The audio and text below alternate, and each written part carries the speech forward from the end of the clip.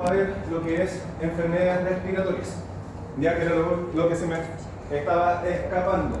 Ya, gastrointestinal, estoy evaluando si se los paso o no. ¿Ya? Las náuseas y los mareos no son importantes. Los vómitos no son importantes.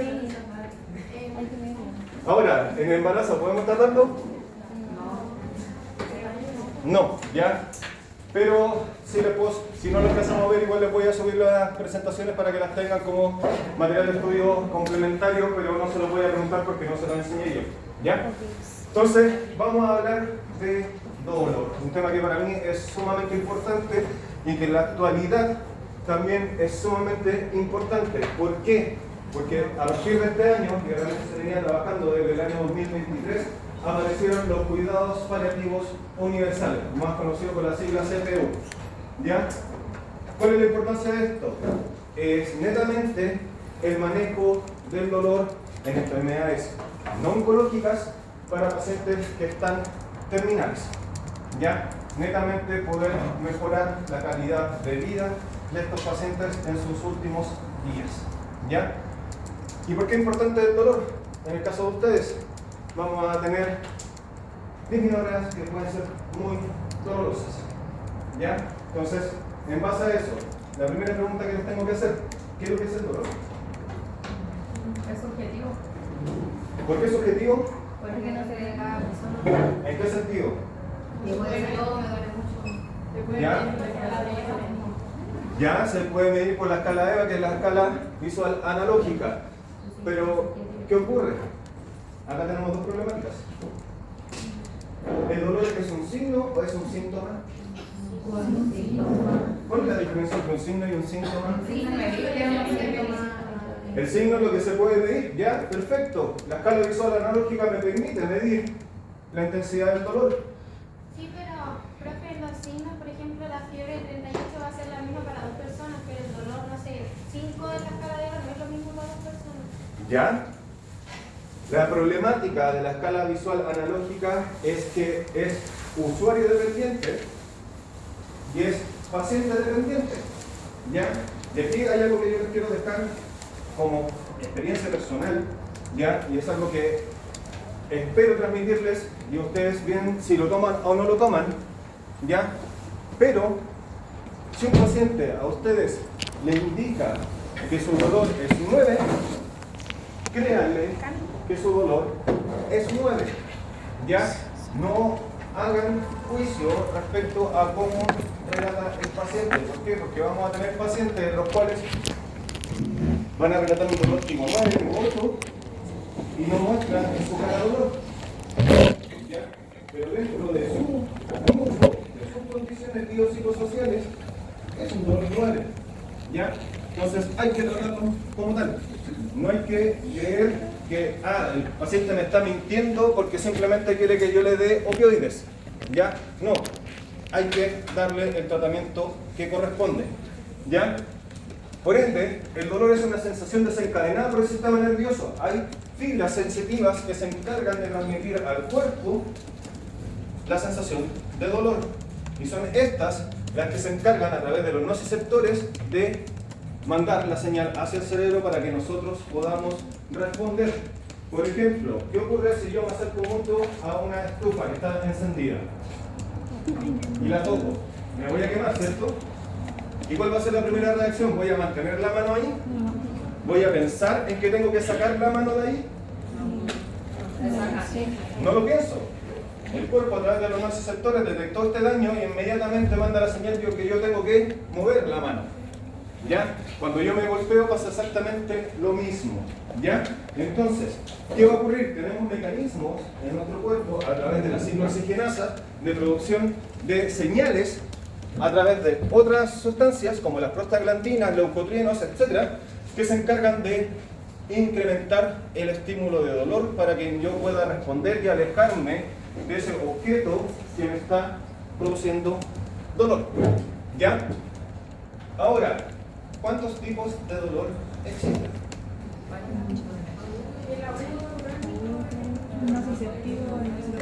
Vamos a tener diferentes, va a depender del tipo de lesión que yo tenga.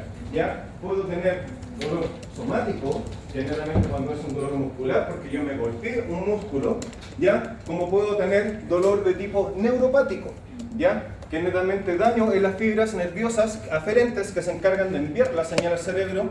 ¿Y las voy a tratar de igual manera? No. Voy a tener que manejarlas de distintas maneras. Como también puedo tener dolores mixtos, ¿ya? Que netamente por la inflamación que se produjo en el músculo, esta inflamación dañe o presione nervios y me provoque también dolor de tipo neuropático, ¿ya? Después lo puedo clasificar por temporalidad, que puede ser de manera aguda o puede ser crónico, ¿ya? También va a depender de la intensidad que vaya a tener este dolor, ¿ya? Por ende, todo aquí es de manera subjetiva, pero independiente de eso yo tengo que entregar tratamiento, no tengo que enjuiciar lo que me esté diciendo el paciente, porque va a depender totalmente de la señal que esté enviando mi cerebro o esté recibiendo mi cerebro y cómo la procese. Todos tenemos diferentes umbrales de tolerancia al dolor. Y ahora, si yo le preguntase por género, ¿quién tiene mayor tolerancia al dolor? ¿Los hombres o las mujeres? Las mujeres. ¿Están seguras? Sí. No hay ningún estudio que haya demostrado de que uno de los géneros tenga mayor tolerancia al dolor. Pero no, ¿Ya? no puede soportar el dolor de un cuerpo. ¿Ya? Perfecto. ¿Y una mujer pudiese soportar un dolor de un golpe testicular? No tengo así. Por eso. Nosotros tampoco tenemos útero, entonces tampoco podríamos dar. ¿Ya? Sí hay pruebas en las cuales se hacen golpes eléctricos, ¿ya? Eléctricos para que demostrarlo, pero también tenemos que tener consideraciones que durante el proceso del embarazo hay producción de endorfinas y encefalinas para evitar el dolor, que aguante la mujer más. Entonces, tenemos condiciones que son muy particulares, entonces no se puede comparar. ¿Ya? Dígame. Entonces, ¿qué ocurre con todo esto? Como es subjetivo y tenemos que evaluar a través de la escala visual analógica y tengo que creerle al paciente lo que me está relatando, y sí, claramente voy a tener pacientes que van a ser adictos a ciertos medicamentos que vamos a ver más adelante, los cuales están mintiendo, pero igual independiente de eso, esa adicción está generando dolor, ¿ya? Para que yo tenga la necesidad de requerir ese medicamento. Por ende, el tratamiento tiene que seguir siendo el real, la escala que me está refiriendo el paciente. Ahora, hay patologías en las cuales vamos a tener dolor y que no hay ningún daño per se. No tengo daño a nivel de nervios o no tengo daño a nivel de músculos. ¿Ya? Por ejemplo, ¿cuál creen que pudiese ser eso? Depresión, perfecto. ¿Qué más? ¿Qué dijo, perdón? Enfermedades a nivel neurológico. La fibromialgia. No, fibromialgia sí, pero es una enfermedad neuropática. Hay un daño específico, ya que está asociado a niveles de estrés, que es lo último que se ha descubierto.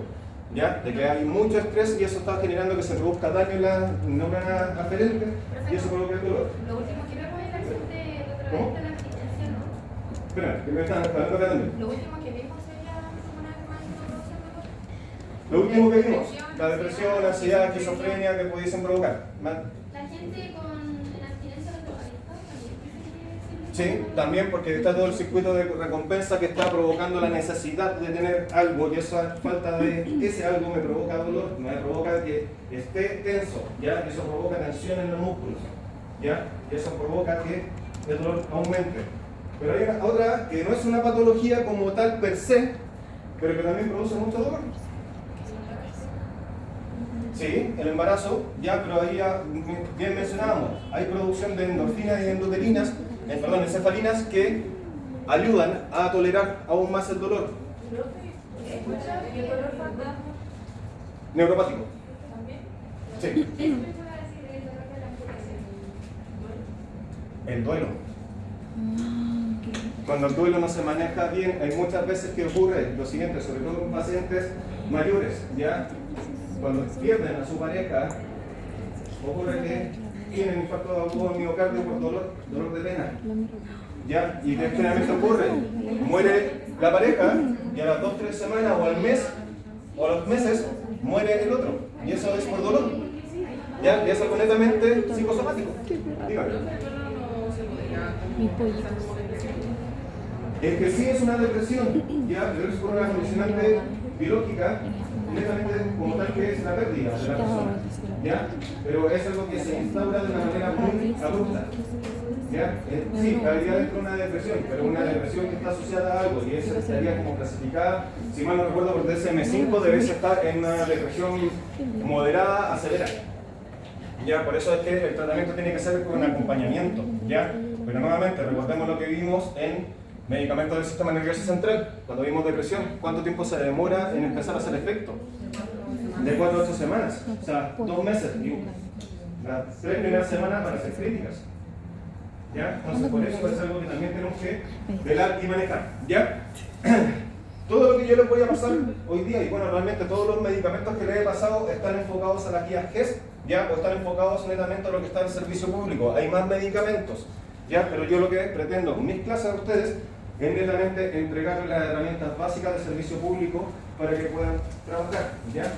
Y por eso lo que vamos a tratar hoy día va a ser netamente de cómo se maneja el dolor a través de la escala de manejo del dolor de la Organización Mundial de la Salud, ¿ya?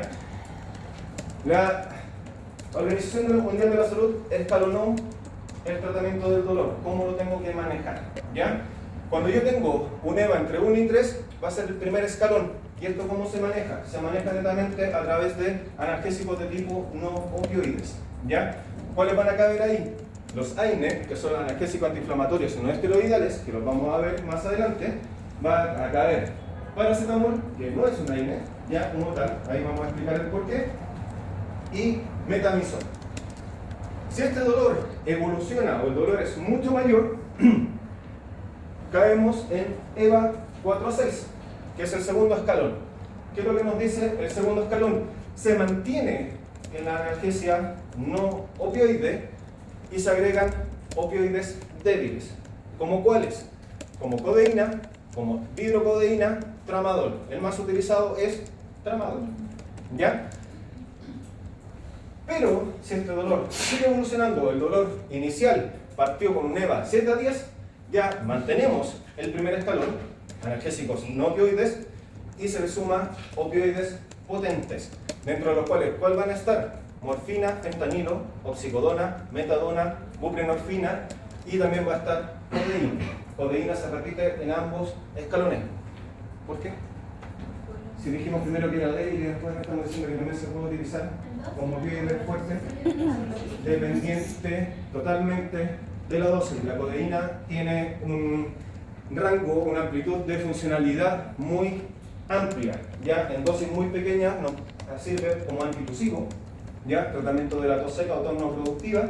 Después en una dosis un poco más fuerte funciona como analgésico antiinflamatorio, y después si aumentamos aún más la dosis ya funciona como opioide fuerte, ¿ya?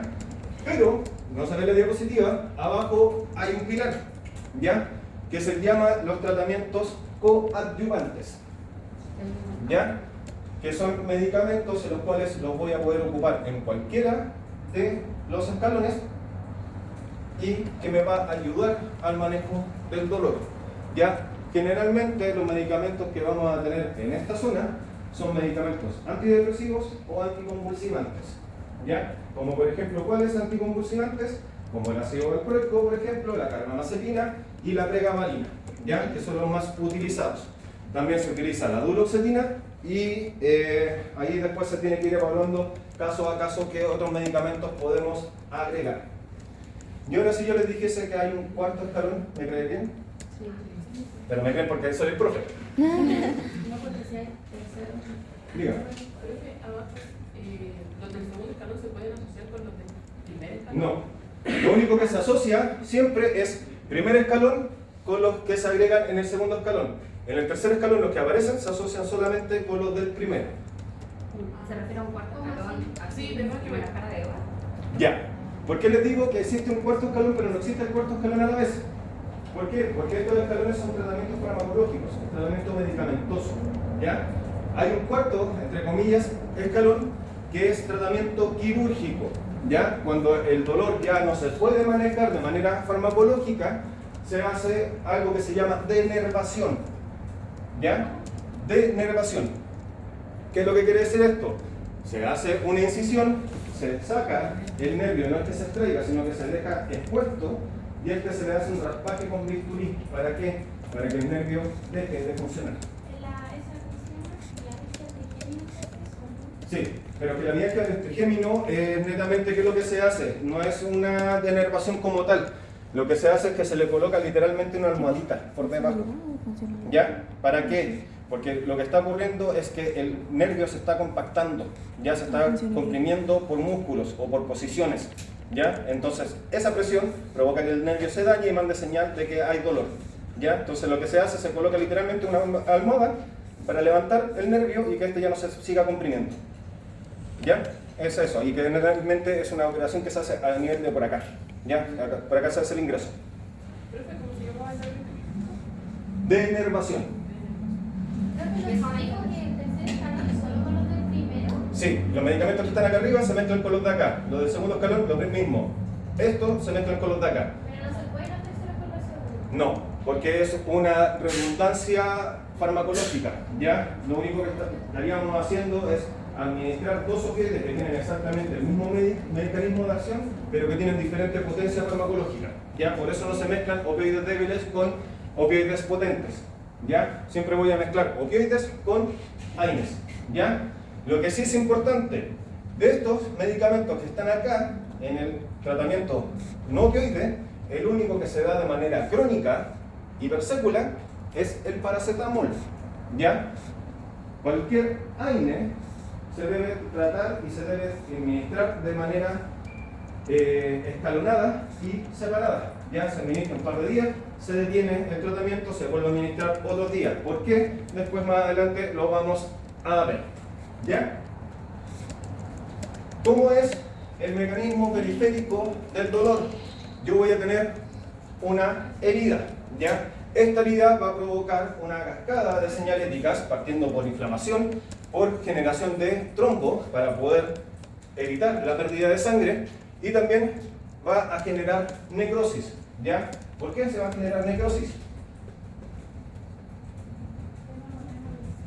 Porque es tejido dañado, ese tejido se tiene que destruir, tengo que reemplazarlo. ¿Ya? Entonces todas estas señales van a buscar netamente, por un lado, separar la herida, evitar la pérdida de sangre y permitir que lleguen todos los nutrientes necesarios, ya en mecanismos y netamente moduladores, para que esto se pueda recuperar. ¿Ya?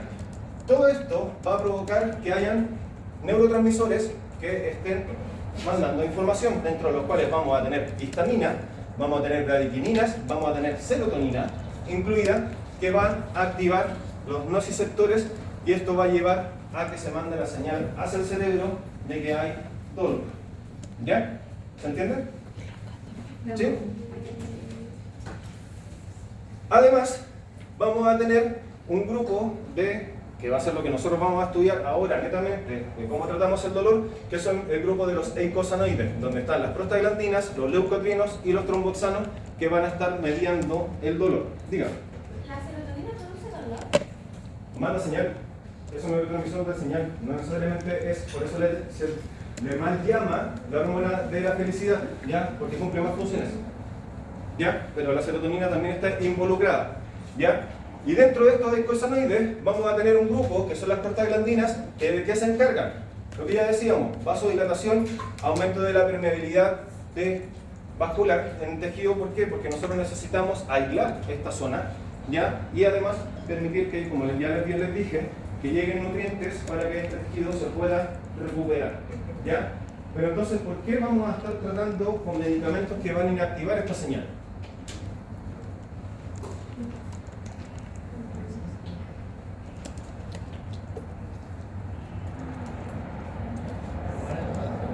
¿Por qué lo vamos a hacer?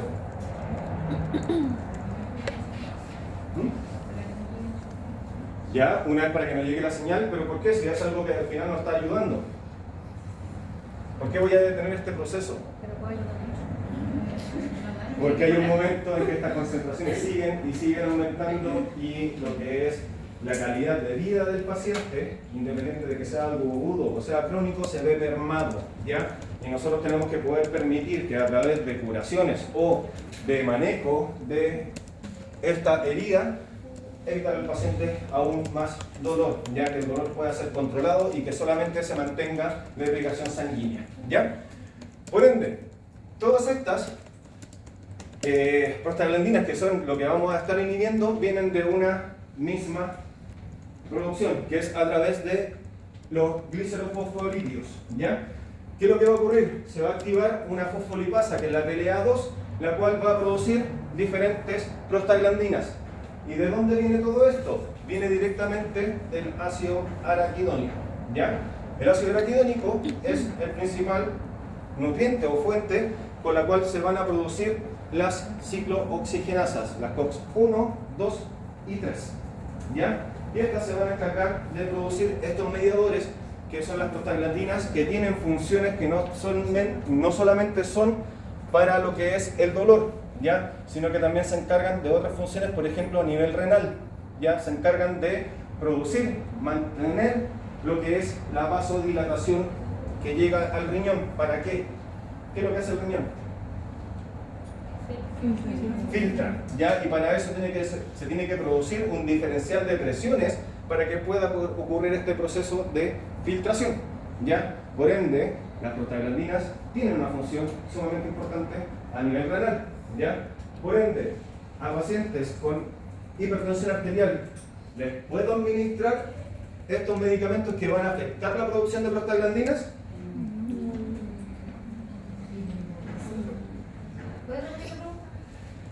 Los pacientes que tienen enfermedad renal crónica o tienen hipertensión arterial, nuevamente, las prostaglandinas se encargan de regular la vasodilatación, ya no solamente a nivel renal, sino que también en otras zonas. Si yo estoy inhibiendo la producción de estas prostaglandinas y el paciente ya tiene alterada su presión arterial, ¿les puedo administrar estos medicamentos? De que se puede, ¿ya? Pero tengo que tener mucho más ojo con qué medicamento voy a ocupar, por cuánto tiempo lo voy a ocupar y en qué dosis la voy a ocupar, ¿ya? No puedo hacer tratamientos prolongados, ¿ya? Por ejemplo, en este caso, yo no voy a preferir utilizar, por ejemplo, diclofenac o ibuprofeno en un paciente con enfermedad renal crónica o paciente con hipertensión arterial. Voy a ¿qué utilizar? El tratamiento base de dolor siempre va a ser paracetamol, ¿ya? Siempre. ¿Por qué? Porque es un analgésico, única y exclusivamente analgésico, no es antiinflamatorio, por ende no afecta mucho lo que es la producción de prostaglandinas, ¿ya? Por ende, vamos a tener dos ciclooxigenasas que van a ser COX-1 y COX-2, a pesar de que yo les mencioné que hay una tercera, ¿ya? Esa tercera está principalmente a nivel cerebral, ¿ya? Estas dos ciclooxigenasas, que la vamos a empezar a mencionar como COX-1 y COX-2, tienen diferentes presentaciones, ¿ya? Una tiene actividad constitutiva y la otra tiene actividad inducible. ¿Qué quiere decir esto? La ciclooxigenasa 1, la COX-1, está siempre presente en nuestro cuerpo, ¿ya? La COX-2 aparece bajo ciertas condiciones, ¿ya? ¿Cuándo va a aparecer? Cuando tengo lesiones, ¿ya? Ahí aparece ciclooxigenasa 2 principalmente. Por ende, si yo quisiese medir en sangre concentración de ciclooxigenasa 2 en un paciente que no está teniendo dolor, va a ser indetectable, ¿ya? No va a aparecer, a pesar de que sí está presente a nivel renal, ¿ya? Pero las concentraciones son mínimas, son ínfimas, ¿ya? Pero si yo midiese después de producir daño, producir una lesión que provoque dolor, aparece COX-2 inmediatamente, ¿ya? En cambio, ciclooxigenasa 1 está siempre presente, ¿ya? ¿Por qué? Porque se encarga de varios procesos. ¿Y cuál es el proceso principal que se encarga? Es de la producción de mucus a nivel estomacal, ¿ya? Por ende, una de las principales problemáticas de todos estos medicamentos analgésicos antiinflamatorios no esteroidales que inhiben tanto ciclooxigenasa 1 como ciclooxigenasa 2 es que producen como efecto lateral úlcera gástrica, ¿ya? Por eso es que les mencionaba, estos medicamentos se tienen que utilizar de manera aguda, por periodos cortos, en la menor dosis posible. ¿Ya? ¿Por qué? Porque si no producimos daño a nivel gástrico. ¿Ya? Como bien dice la diapositiva, la ciclooxigenasa 1 tiene un rol netamente fisiológico, ciclooxigenasa 2 también, pero es más particular. ¿Ya? Profe, ¿qué medicamento dijo que inhibe la cosa? Después lo vamos a ver. Ay, ¿Ya? Esto es solamente la parte de introducción. ¿Ya? Entonces, ciclooxigenasa 1 está implicada netamente en la homeostasis general. ¿Ya? Se expresa en la mayoría de los tejidos, dentro de una población específica se puede mantener de manera constante. Hay aumento por estímulos hormonales, ¿ya? O factores de crecimiento, y su inhibición es de manera inmediata. ¿Ya? Cuando nosotros administremos estos medicamentos analgésicos antiinflamatorios, lo van a inhibir rápidamente. ¿Ya? Endotelio vascular y plaquetas contienen altas concentraciones de COX-1. ¿Se acuerdan qué medicamento hablábamos que trabajaba como antiagregante plaquetario? La aspirina. Por esa razón es que en las dosis de 75, 81 miligramos y 100 va principalmente asociado a ciclooxigenasa 1. ¿Ya? Y por eso es que no funciona como antiagregante plaquetario. De esa misma razón, como son dosis tan pequeñas, lo podemos utilizar de manera crónica en pacientes que tengan riesgo de infarto o miocardio en recaídas, ¿ya? Cuando tienen trombosis. En cambio, ciclooxigenasa 2, como ya le adelantaba, normalmente es indetectable. Su nivel basal está netamente asociado a la funcionalidad renal, ¿ya? Por ende, lo que se ocupa son concentraciones muy pequeñitas, ¿ya? Pero cuando hay daño de tejido, sea tejido muscular o sea tejido nervioso, esta aparece inmediatamente y en concentraciones muy altas, ¿ya? Por ende, ¿dónde vamos a encontrar principalmente ciclooxigenasa 2? La vamos a encontrar cerca de las zonas que están inflamadas, porque se va a encargar de que en esa zona se produzca inflamación para poder aislar el tejido dañado y permitir que haya mayor vascularización y mayor recorrido sanguíneo para que éste se pueda reparar, ¿ya? Entonces, como bien dijimos, todos estos medicamentos, este proceso de dolor parte desde el ácido araquidónico.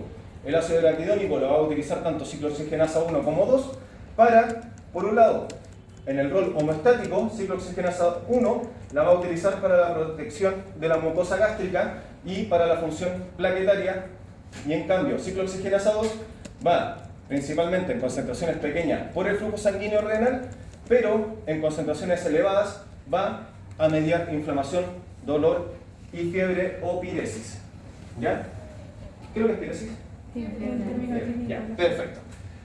Por ende, la inhibición de este mecanismo homeostático que tenemos, que va a provocar claramente lo que nosotros estamos buscando: efecto antiinflamatorio, efecto analgésico, antipirético, pero vamos a tener las problemáticas de toxicidad renal, toxicidad gastrointestinal y deterioro plaquetario.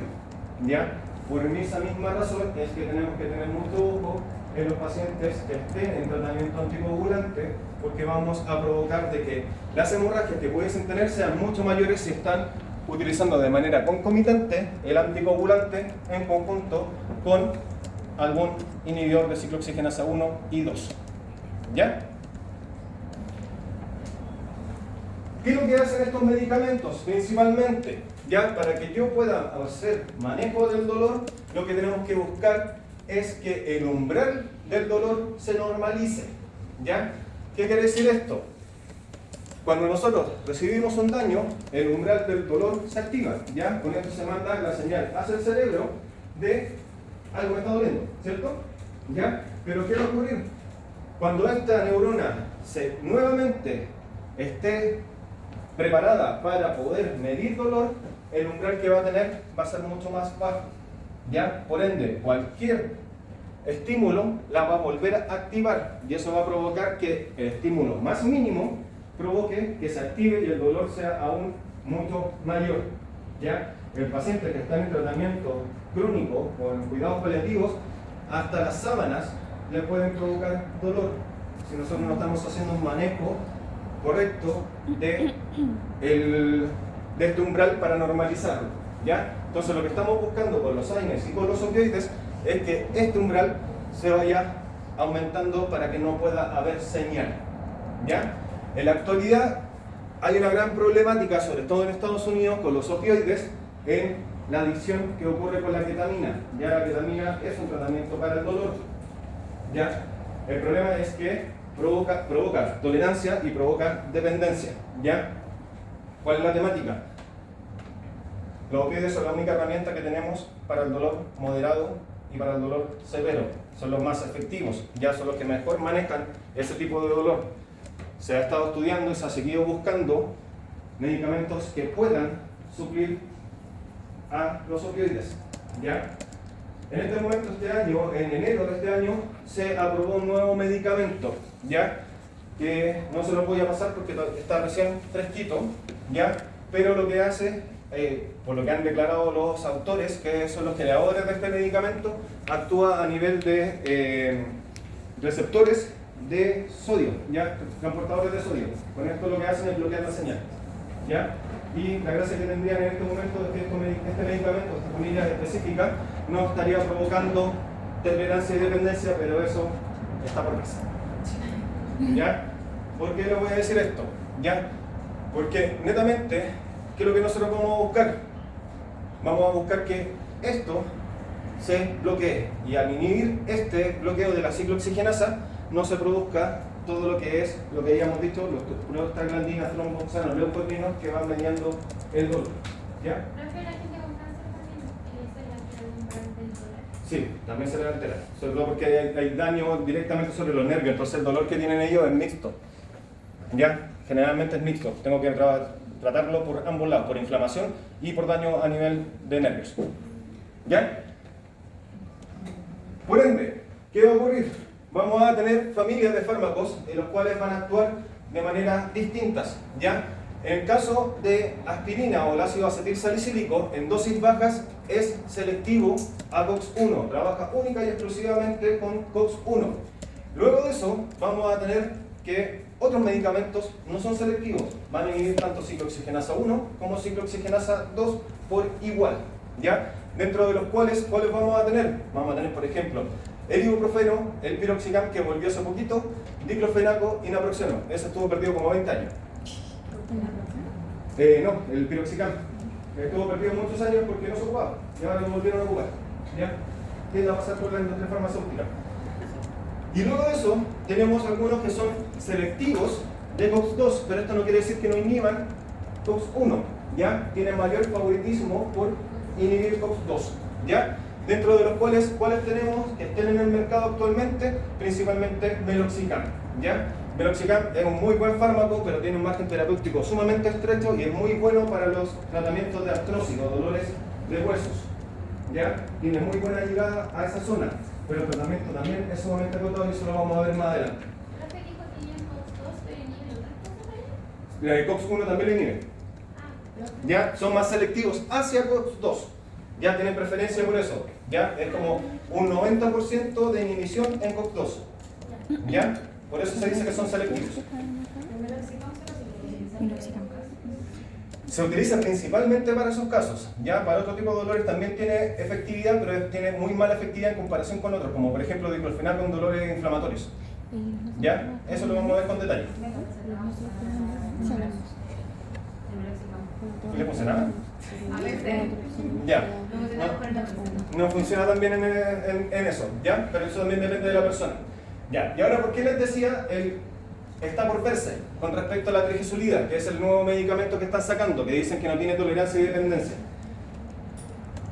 En el afán y la necesidad de buscar un medicamento que no inhibiese ciclooxigenasa 1 o COX-1 por el hecho de los daños de ulceraciones gástricas, que era bastante importante porque se estaban utilizando estos medicamentos de manera crónica, se buscó que aparecieran inhibidores selectivos o específicos de COX-2 que actúan solamente por esa zona, dentro de los cuales, ¿cuál fue el primero que apareció? Celecoxib. ¿Ya? Cuando apareció Celecoxib, salió con bombo y platillo porque era el primer inhibidor específico de ciclooxigenasa 2, por ende no íbamos a tener ninguno de los problemas gastrointestinales que tienen el resto de los AINES. ¿Ya? Por ende, ¿qué es lo que promocionaron? Se puede utilizar de manera crónica. ¿Ya? ¿Qué ocurrió?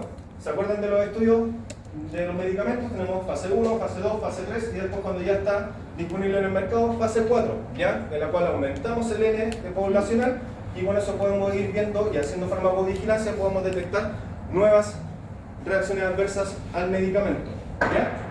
¿Qué ocurrió? Los médicos obviamente empezaron a prescribir este medicamento de manera crónica, sobre todo en cuidados paliativos. ¿Y qué pasó? No, mi ciela, no es tan bueno. El tratamiento no puede ser crónico. ¿Por qué? Porque apareció algo leve, pequeñito. Infarto por miocardio. Problemas cardiovasculares. Y eso llevó a que el ciclo posológico de tratamiento se redujera. Ya no puede ser de manera crónica, tiene que ser de manera SOS por periodos breves. ¿Ya? Entonces, ¿qué ocurrió? El rey del tratamiento del dolor, que pensaron que lo habían destronado, volvió en gloria y majestad. Y paracetamol sigue siendo el rey. ¿Ya? Van a escuchar muchas veces o van a ver muchos TikTok que paracetamol es tóxico, que hace mucho daño. Pues no. ¿Ya? Todo depende de qué? Depende de la dosis y del buen uso del medicamento.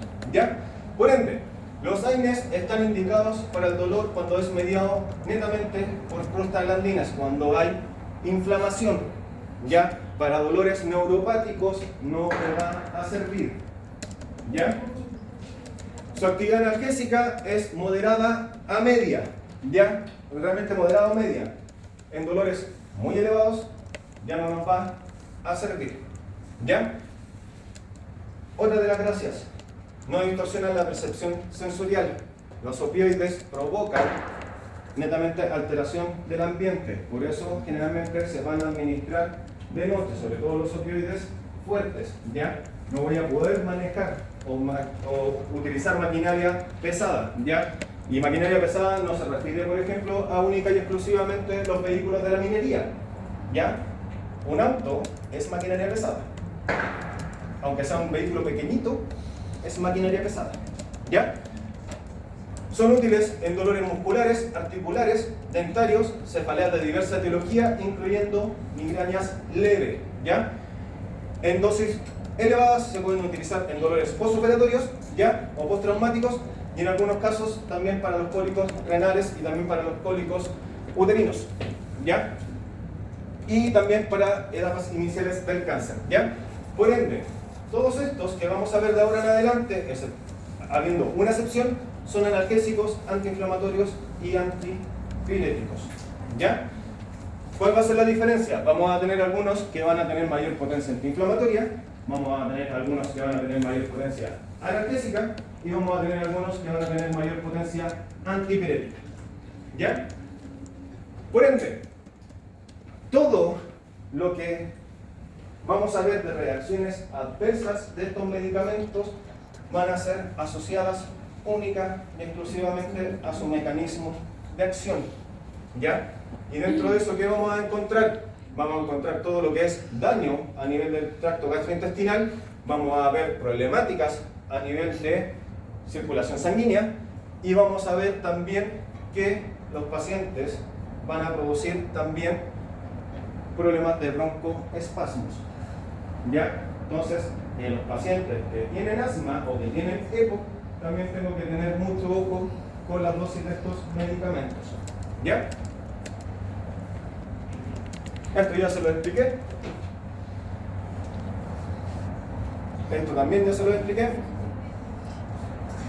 Esto también ya lo vimos. ¿Ya? De repente me adelanto las diapositivas hablando. Ya, vamos a partir por el ácido acetilsalicílico. Este medicamento es un inhibidor inespecífico de la ciclooxigenasa, o sea, tanto 1 y 2, dependiente de la dosis. ¿Ya? Ojo con eso. Nosotros ahora estamos hablando en dosis de tratamiento del dolor y de la inflamación y de la piresis. Ya estamos hablando de dosis de 500 miligramos. Cuando hablamos en dosis menores, inferiores a 100, decimos de que aspirina o ácido acetilsalicílico es un inhibidor selectivo o específico de ciclooxigenasa 1. ¿Ya? ¿Cómo inhibe ciclooxigenasa 1? Inhibe de manera irreversible por acetilación, ¿ya? Y eso provoca que no funcione adecuadamente o bastante bien en lo que es tratamiento antiagregante plaquetario. ¿Cuáles van a ser los efectos farmacológicos? Ya lo mencionamos: analgésico, antiinflamatorio, antipirético y antiagregante plaquetario, ¿ya? Independiente de la dosis, va a seguir siendo antiagregante plaquetario. En dosis bajas, lo vuelvo a reiterar, funciona solamente como antiagregante plaquetario. Este medicamento nace de manera natural, ¿ya? Se extrae desde el sauco blanco, ¿ya? Pero se extrae como ácido salicílico, ¿ya? ¿Cuál es el problema del ácido salicílico? Es un excelente y muy buen antiinflamatorio y analgésico, pero no lo puedo administrar por vía oral debido a que es gastrolesino, ¿ya? Su acidez es muy alta, ¿ya? ¿Qué es lo que hizo Bayer? Que fue quien lo creó. Netamente buscaron la manera de poder administrarlo de manera oral, ¿ya? ¿Qué es lo que hicieron? Acetilar el ácido salicílico, y ahí aparece el ácido acetilsalicílico. ¿Esto qué generó? Generó que el poder analgésico y antiinflamatorio disminuyera, ¿ya? Pero sí se pudiese seguir y se pudiese utilizar realmente como por vía oral, ¿ya? Esa es la gracia. Pero si ustedes se colocan una aspirina en la boca, se van a dar cuenta que tiene una acidez bastante característica, ¿ya? Es bastante ácido, ¿ya? Inclusive por lo mismo se utiliza como conservante. ¿No has visto eso? Que las abuelitas, cuando están preparando mermelada, le agregan aspirina molida. En el campo se usa muchísimo. Bueno, en la antigüedad por lo menos, ¿ya? ¿Qué es lo que hacían? Cuando hacían preparaciones para conservas, molían aspirina y con eso aumentaban la acidez del medio y con eso no había proliferación bacteriana, ¿ya? Datos anecdóticos, ¿ya? Las intoxicaciones por salicilatos, principalmente que presentan vómitos, vértigo, sordera y tinnitus, ¿ya? Dosis mayores pueden provocar alcalosis respiratoria y acidosis metabólica, ya que eso ¿qué va a llevar? Va a llevar a depresión respiratoria y va a llevar a disminución de la función renal y finalmente hemorragias, rash cutáneo y posiblemente la muerte. ¿Qué es rash cutáneo? ¿Rash cutáneo qué cree usted? ¿Qué es? Rash suena rajar. Es cuando me aparece prurito, es cuando me da alergia. ¿Ya? Luego tenemos paracetamol. Mi querido paracetamol. Sí. La verdad es que el mecanismo de acción no se conoce. No está muy claro y no se ha seguido estudiando porque no vale la pena. ¿Ya?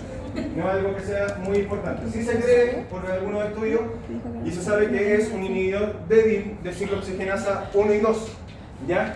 Pero lo que sí se encontró es que actúa preferentemente a nivel de COX-3, ¿ya? Que es una nueva ciclooxigenasa que no se conocía y que está principalmente en el sistema nervioso central, ¿ya? Por ende, este medicamento es el único que no cae dentro de las categorías de analgésico antiinflamatorio no esteroidales. ¿Por qué? Porque solamente tiene dos efectos el paracetamol: analgesia y antipiresis. Ya no es antiinflamatorio, para inflamaciones no me sirve. Ya tampoco tiene efectos sobre la agregación plaquetaria.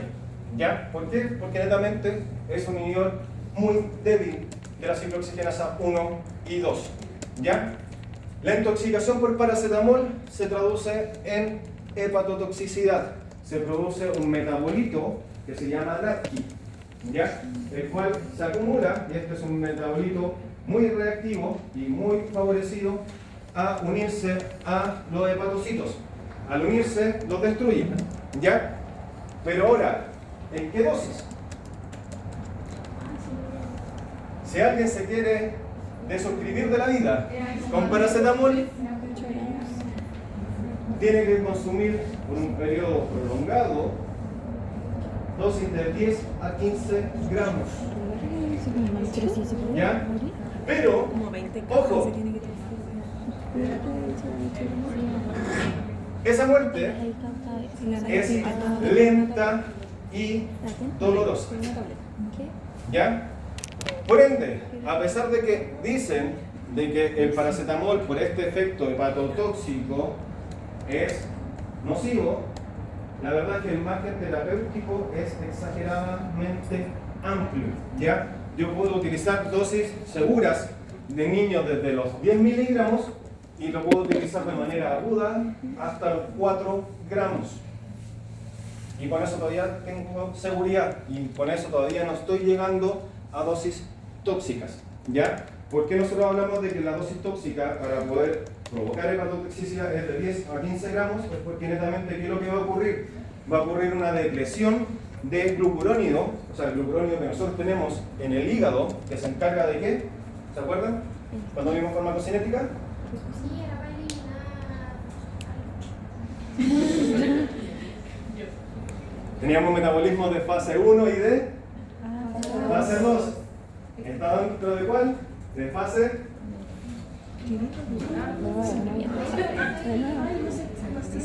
En fase 2 se utiliza para la conjugación.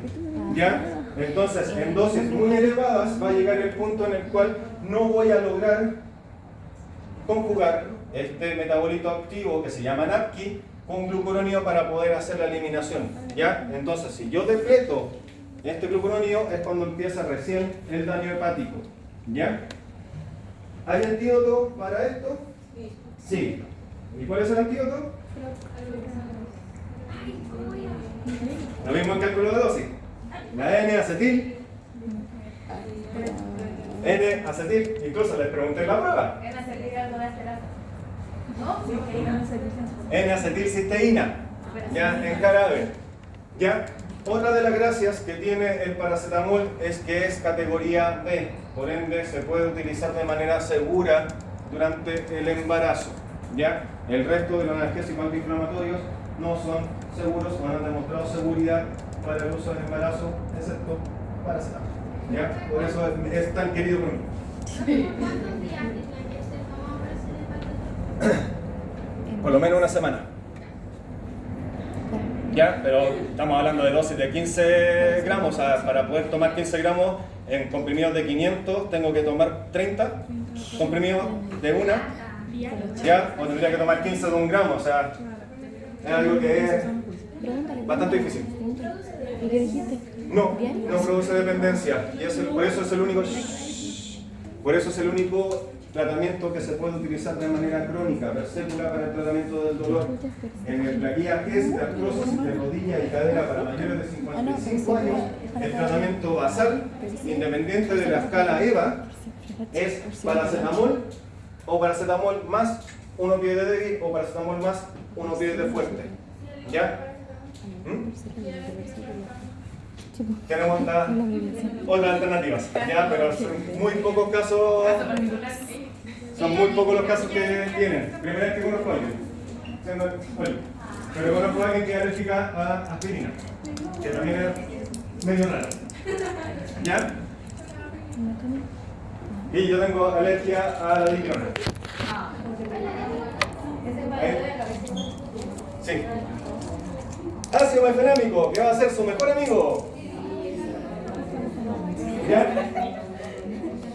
Es un inhibidor no específico de ciclooxigenasa, ya no posee ventaja terapéutica frente a otros AINES. La verdad que no es tan bueno para lo que es tratamiento de dolor somático, ¿ya? Pero sí para dolor visceral, ya de músculo liso. Por eso es que es muy efectivo en dismenorrea, ¿ya? Por eso los efectos adversos, principalmente gastrointestinales, pueden producir dispepsia, malestar estomacal. ¿Dispepsia qué es lo que es? ¿Y por qué no preguntan?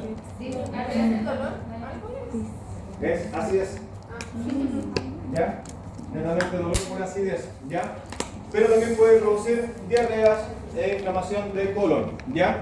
Por ende, pacientes que ya tengan enfermedades gastrointestinales no se pueden ocupar, ¿ya? O se contrapone, ya no está contraindicado. Dígame.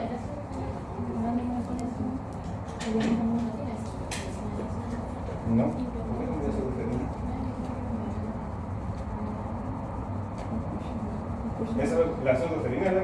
café y carne, ¿ya? Pero no vienen asociados. Generalmente los medicamentos que vienen asociados con pseudoefedrina son para los tratamientos antigripales, ¿ya? Que vienen Unaines, que generalmente vienen paracetamol asociado con clorfenamina en la noche, o vienen con pseudoefedrina durante el día. Y cafeína durante el día también para poder estar un poco más activo. ¿Ya? Pero generalmente son antigripales los que tienen pseudoefedrina. ¿Ya? ¿Y representa si se llama así? Sí. ¿Por qué dicen meclofenamato? Meclofenamato es otro que también de la misma familia del ácido mefenámico, pero que se utiliza en artritis reumatoidea, pero la verdad que no, ya que en Chile no está, por eso no lo menciono. ¿Ya? Preocúpense de los que yo voy hablando, no de los que están en la diapositiva. ¿Ya? No me pillan más, si llegué tardísimo anoche, no alcancé a ahorrar todo. ¿Ya? Tenemos la indometacina, que de repente aparece, de repente desaparece. ¿Ya? Es un muy buen medicamento, actúa principalmente como en ciclooxigenasa 1 y principalmente se utiliza para enfermedades reumáticas, ¿ya? Como la gota o la artritis crónica, ¿ya? La gota es acumulación de ácido úrico que produce inflamación de las articulaciones, ¿ya? Y eso es bastante doloroso. ¿Y eso puede producir otra cosa? ¿Qué cosa? ¿La gota? ¿No? ¿Otra patología más? ¿La artritis? Sí. ¿Ya? Pero su problema es que los efectos adversos, que siguen siendo los mismos, tienen una incidencia mucho mayor que el resto, 35-50%. Y es por esa razón de que la verdad ha ido en disminución sus usos, ¿ya? Y en el caso de los recién nacidos, tiene problema con el cierre del ductus arterioso, ¿ya? Por ende no se puede ocupar, ¿ya? Por eso es que les decía que el único que se ocupa durante el embarazo es el paracetamol, ¿ya? El único que se va a ocupar. ¿Recién nacidos o enfermos? Por otro lado, tenemos diclofenaco, ¿ya? ¿En qué caería ese medicamento? Debería ser C o D. ¿Qué enfermedades se usaban? Tabla de diagnóstica, artritis reumatoidea, gota. ¿Ya? Diclofenaco. Diclofenaco es un inhibidor no selectivo de ciclooxigenasa 1 y 2, va por ambas, ¿ya? Es bastante bueno como analgésico antiinflamatorio y la gracia que tiene el diclofenaco es que tiene muchísimas presentaciones, ¿ya? Lo vamos a encontrar en gotas, lo vamos a encontrar en cremas, lo vamos a encontrar en supositorios, lo vamos a encontrar en comprimidos, comprimidos de liberación prolongada, etc. ¿Ya? A diferencia de, por ejemplo, paracetamol, que paracetamol tiene presentaciones bastante limitadas. Tenemos líquidas, ¿ya? Como gotas y inyectables intravenosos, y tenemos comprimidos, ¿ya? Dentro del arsenal, ¿ya? ¿Para qué se utiliza principalmente? Artritis reumatoidea, osteoartritis, ¿ya? De 100 a 200 miligramos al día, dividido en varias dosis, ¿ya? Pero separados en el tiempo. No puedo darlo por más de 3 o 5 días, ¿ya? ¿Por qué? Porque es muy potente y tiene mucha incidencia de ulceración gástrica y sangrado, ¿ya? Es más potente que la indometacina, que el naproxeno y otros AINES, ¿ya? Esa es una de las gracias que tiene diclofenaco, por eso es que tiene tantas presentaciones. También es un muy buen antipirético, ¿ya? Pero ¿cuál es el problema de los antipiréticos principales que no sean paracetamol? Es que la baja de la fiebre o de la temperatura es muy abrupta, ¿ya? Entonces, ¿cuándo se van a ocupar el diclofenaco o el metamizol para la baja de la fiebre o de la piresis? Va a ser única y exclusivamente cuando no haya respuesta a paracetamol o haya alergia a paracetamol, ¿ya? La baja de la piresis por paracetamol es mucho más paulatina, ¿ya? No pasamos de hipertermia a hipotermia como si lo ocurre con estos otros fármacos, ¿ya? Pero si yo necesito bajar de manera rápida la fiebre o la piresis, voy a utilizar diclofenaco. ¿Y diclofenaco en qué formato? Lo voy a utilizar en supositorios, ¿ya? ¿Por qué? Porque netamente nuestro cuerpo es la única parte que yo encuentro que falla es en el manejo de control bacteriano. ¿Por qué? Porque dice, las bacterias no pueden sobrevivir a más de 37 grados, voy a subir la temperatura. Pero yo tampoco. Yo tampoco sobrevivo a altas temperaturas. Entonces, ¿cómo? Gracias. ¿Ya? Entonces, En esos casos, cuando ya pasamos los 38, 39 grados, ya empezamos a empezar con alucinaciones, empezamos a tener problemas a nivel del sistema nervioso central. Y ya temperaturas sobre los 39, llegando ya a los 40, literalmente el cerebro se empieza a freír. ¿Ya? Entonces, por eso es importante que en ese tipo de temperaturas yo tengo que hacer una baja rápida de la fiebre. ¿Ya? Ketorolaco, excelente analgésico, es el que tiene la mayor actividad analgésica. Es el único que puede reemplazar a los opioides débiles en el manejo del dolor moderado. Se puede utilizar por vía sublingual. Pero ¿cuál es el problema? Hay reportes de personas que el ketorolaco le empieza a hacer efecto 2 semanas después de la administración. Entonces tenemos mucha problemática de que no todos los pacientes responden inmediatamente. ¿Ya? Pero es el que tiene mayor actividad analgésica. ¿Ya? Ibuprofeno. Dosis baja es bastante bien tolerado. A dosis terapéuticas posee actividad analgésica pero no antiinflamatoria y se puede administrar por vía oral y tópica. Tenemos diferentes presentaciones. Vamos a tener presentaciones de cápsulas blandas con contenido líquido, ¿ya? Que lo único que hace y que mejora es la rapidez del efecto analgésico, ¿ya? A dosis ya más grandes lo podemos utilizar también en forma tópica para tratar el dolor netamente, por ejemplo, de dolores somáticos por golpes o luxaciones, ¿ya? Pero no va a tratar la inflamación como tal. El margen terapéutico de ibuprofeno también es bastante amplio, ¿ya? Va también desde los 5 a 10 miligramos por kilo de peso hasta las dosis máximas de 2.400 miligramos al día, ¿ya? Porque dosis terapéutica, cuando nosotros hablamos de que de ahí en adelante ya empieza a tener efectos beneficiosos. ¿Y pero por qué es analgésica y no? A ver, si es antiinflamatorio, pero en comparación con diclofenaco, por ejemplo, la potencia antiinflamatoria es mucho menor. Ya, entonces, como efectividad antiinflamatoria no tiene en comparación con otro medicamento. ¿Ya? Naproxeno es bastante buen analgésico, no es muy bueno como antiinflamatorio. Ya, una de las gracias que tiene baja incidencia de sangrado gastrointestinal, se utiliza muchísimo en enfermedades reumatológicas, pero también tiene muy buena utilidad en lo que es manejo de cefaleas o migrañas. ¿Ya? Problema del naproxeno, margen terapéutico estrecho, dosis máxima 550 miligramos al día, dosis mínima efectiva 275 miligramos al día, si mal no recuerdo. ¿Ya? Ketoprofeno es una modificación del ibuprofeno, es de la misma familia, ¿ya? Pero su principal problema son los efectos adversos gastrointestinales. Es excelente como antiinflamatorio, ¿ya? Pero pierde actividad analgésica, ¿ya? Su dosis va desde los 100 hasta los 300 miligramos diarios, ¿ya? Vamos a encontrar presentaciones de 50, ¿ya? Para 2 administraciones diarias, ¿ya? De 50 miligramos. Vamos a encontrar presentaciones de 100 miligramos y vamos a encontrar presentaciones de 200, ¿ya? El de 200 dice, no sé si lo han visto o lo han comprado, dice ketoprofeno 200 miligramos TU.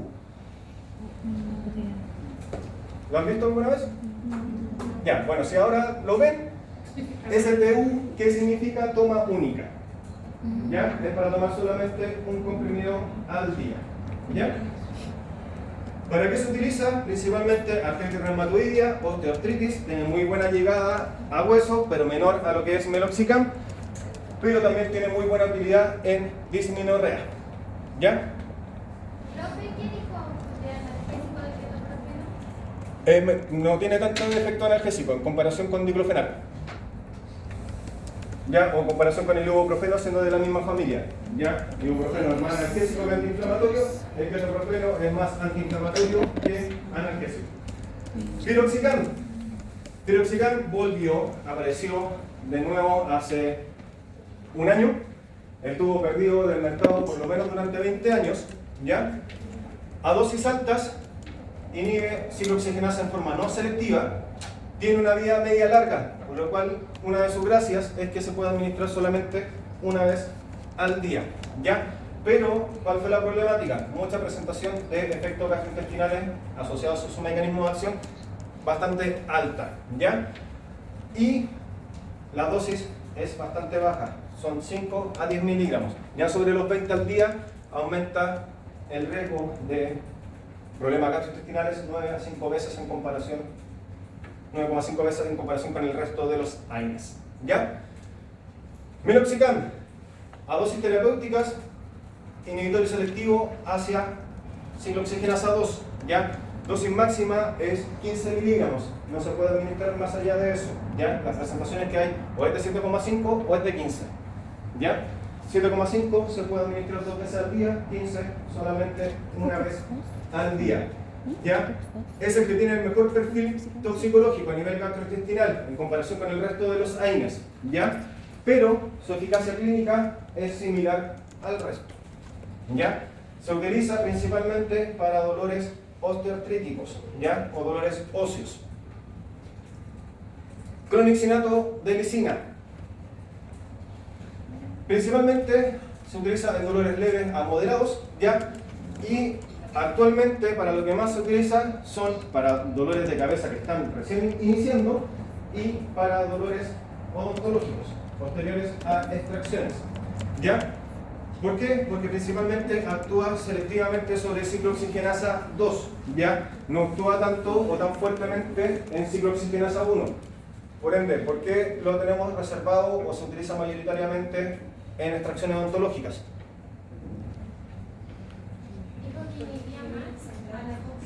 A COX-2.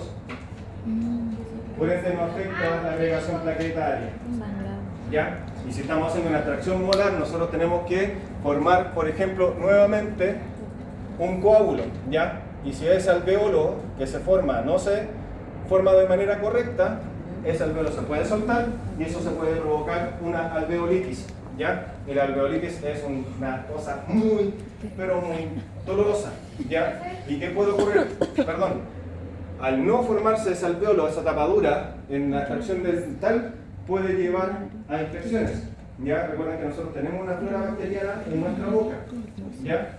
¿Y qué va a ocurrir? Va a entrar directamente a circulación y eso puede producir una endocarditis, ya que es una infección directamente en el corazón. Hay varios alvéolos, ya, pero los alvéolos también están en los dientes, en la zona donde estaba el diente, ¿ya? El espacio vacío que dejó el diente. Ya, eso después se tiene que rellenarse, se tiene que formar un coágulo, para eso que después se transforma en una encía nuevamente. ¿Ya? Ya, Celecoxib. Su gracia es que, como es un inhibidor selectivo y específico de ciclooxigenasa 2, es 10 a 20 veces más selectivo por ciclooxigenasa 2 que por 1. ¿Ya? Tiene la misma clínica que el resto de los AINES, ¿ya? Analgésico, antiinflamatorio, antipirético, ¿ya? Pero, como les dije, ya adelante, su gracia era que la incidencia de efectos gastrointestinales es menor, ¿ya?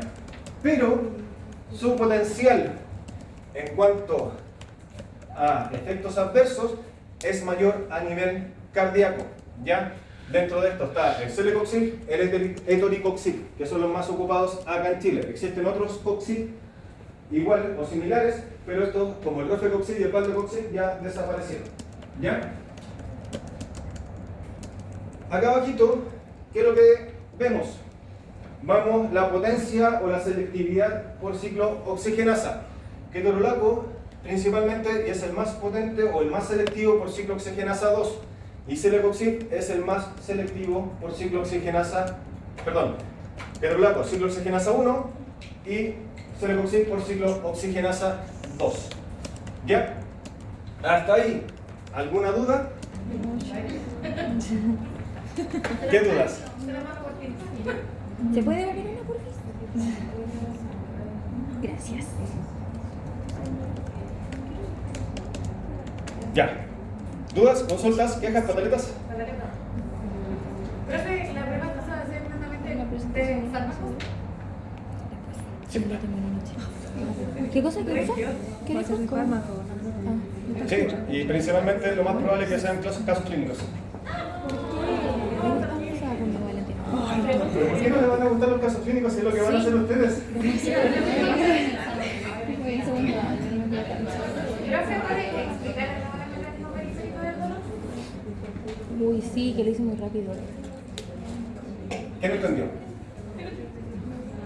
El que lo diga más lento. O sea, entendí que hay como una lesión y produce una cascada de señales. Sí. Y eso al mismo tiempo produce necrosis.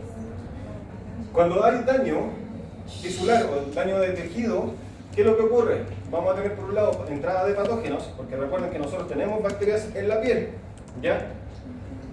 Ese patógeno va a haber una respuesta de nuestro cuerpo. ¿Cuál va a ser esa respuesta? Inflamación. Esa inflamación, ¿cómo va a estar mediada? Va a estar mediada por histamina, bradicininas, serotoninas. ¿Para qué? Para que con esa activación se produzca vasodilatación, se produzca permeabilidad vascular y también hay activación de los nociceptores. ¿Ya? También, ¿qué ocurre? Como hay daño, hay pérdida de sangre. ¿El cuerpo qué es lo que va a hacer? Hemostasia. ¿Ya? Va a provocar que se produzca un trombo. ¿Ya? Trombo con plaquetario. ¿Ya? ¿Para qué? Para que dejemos de perder sangre. Pero eso también va a llevar a que se aumente bradiquinina y serotonina para también activar los nociceptores. Y también va a ocurrir necrosis. ¿Ya? Va a haber daño de tejido que se tiene que reparar, que se tiene que destruir. ¿Ya? Y eso también va a producir isquemia, va a activar a través de potasio y bomba de hidrógeno, también activación de nociceptores. ¿Ya? ¿Para qué? Para que nuestro cuerpo reaccione, ¿ya? Y responda. ¿Y cómo va a responder? Aumentando la inflamación, generando leucotrienes para aumentar sensibilización, para que yo no me toque esa zona, ¿ya? Para que no me produzca más daño aún y para que yo también me aleje del lugar. ¿Ya?